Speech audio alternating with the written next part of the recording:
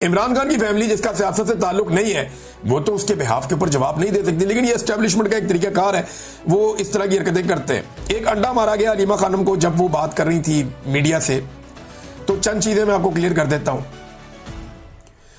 कि जब भी कभी अलीमा खानम जेल से बाहर आती है ना और उन्होंने मीडिया से बात करनी होती है तो वो जरा दूर जाके बात करते हैं।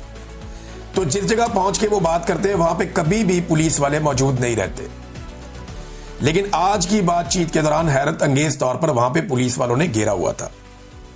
ऐसा पहले नहीं होता, ये मुझे कंफर्म किया सब लोगों ने, जर्नलिस्ट और पीटीआई के लोग सबने कंफर्म किया। उन्होंने कहा जी आज कुछ ऐसा होना था जिसके लिए पुलिस का घेरा वहां पे पड़ा हुआ था, इससे पहले ऐसा नहीं होता। फिर वहां पे चंद ऐसे लोग थे जो नामालूम अफराद थे, सफेद कपड़ों में थे, जिन्हें कोई नहीं जानता, और वो वहां पे पहरा दे रहे थे, मौजूद थे। फिर खवातीन जो वहां मौजूद थी उन्होंने चेहरों के ऊपर नकाब पहना हुआ था। इन खवातीन के बारे में पाकिस्तान तहरीके इंसाफ की एक खातून वकील हैं जिनका नाम है एडवोकेट ताबिश, उन्होंने बताया कि हमने बाकायदा पुलिस को यह कहा कि ये जो दुपट्टे वाली खवातीन है ये कौन है, हम इन्हें नहीं जानते, ये कहां से आई हैं। उन खवातीन ने ना कोई सवाल किया ना कोई जवाब किया, वो पीछे जाके खड़ी हो गई मीडिया की बैक साइड पे, और पुलिस ने वहां पे घेरा डाला हुआ था। पुलिस किसी कार्रवाई का इंतजार कर रही थी। अचानक उनमें से एक खातून ने एक अंडा फेंका जो अलीमा खानम को आकर लगा, और उसके बाद फौरी तौर पे वो खवातीन भागी अपनी गाड़ी की तरफ जो पहले से तैयार थी। पीटीआई के वर्कर खवातीन के पीछे भागे। जैसे ही वो खवातीन के पीछे भागे तो पुलिस ने खवातीन को कॉर्डन किया और उनको बचाया। वो जो सादा कपड़ों वाले लोग थे उन्होंने भी खवातीन को फैसिलिटेट किया और फौरी तौर पे गाड़ी में बिठा के वहां से रफू चक्कर करवा दिया। मुबैना तौर पे जो गाड़ी चलाने वाला बंदा है वो भी एक बताया जा रहा है कि शायद कोई पुलिस वाला है जो गाड़ी चलाकर वहां से लेकर गया और खवातीन को रेस्क्यू किया गया। इतनी जल्दी तो किसी को समझ भी नहीं आती जितनी जल्दी पुलिस ने उन खवातीन को वहां से रेस्क्यू किया है। ये एक इंतहाई गंदी और घटिया हरकत है।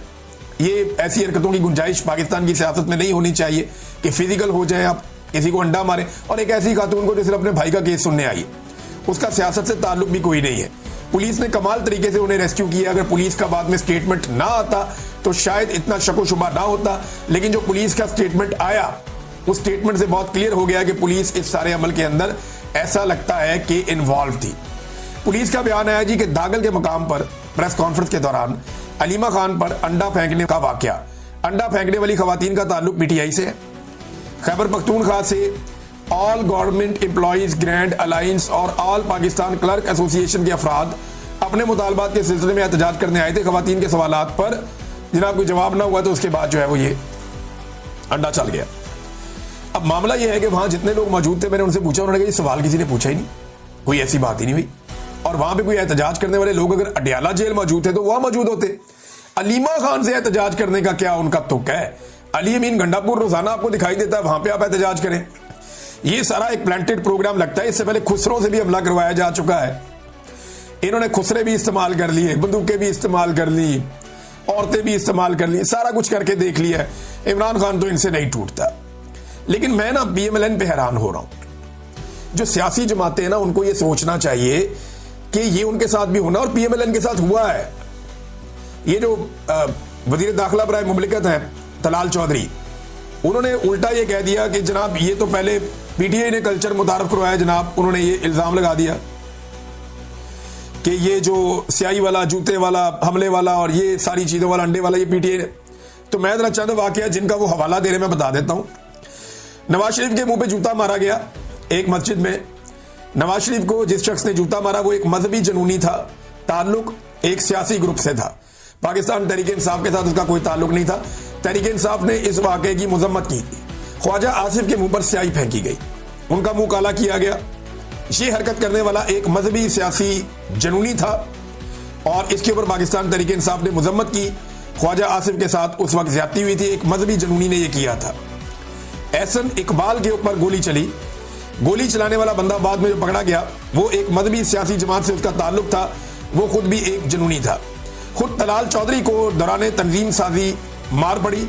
मारने वाले लोग बलूचिस्तान से थे और उन्होंने जो फेंटी लगाई उसके बाद उन्होंने उसको ओन किया कि जी हमने तलाल चौधरी को फेंटी लगाई है। वो आज तक बेचारा अपनी तंजीम साजी को रोता है और उस तंजीम साजी का उसको इंसाफ नहीं मिला। ये सारी चीजें जो हुई हैं पीएमएलएन के साथ, ये सारी फिजिकल एक्टिविटीज है। लेकिन जमहूरियत में क्या होता है, आप अपनी जबान से सवाल करते हैं, आप पूछते हैं कि तुमने ये क्यों किया, आप कहते हैं कि आपको ये नहीं करना चाहिए था। एक तरीकाकार है, उससे आप पूछते हैं, आप सोशल मीडिया पे पूछते हैं।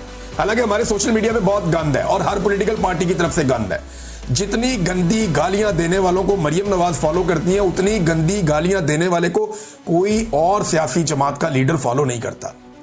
यानी बिलावल कभी गंदी गालियां देने वालों को मुझे नहीं लगता कि शायद फॉलो करता होगा।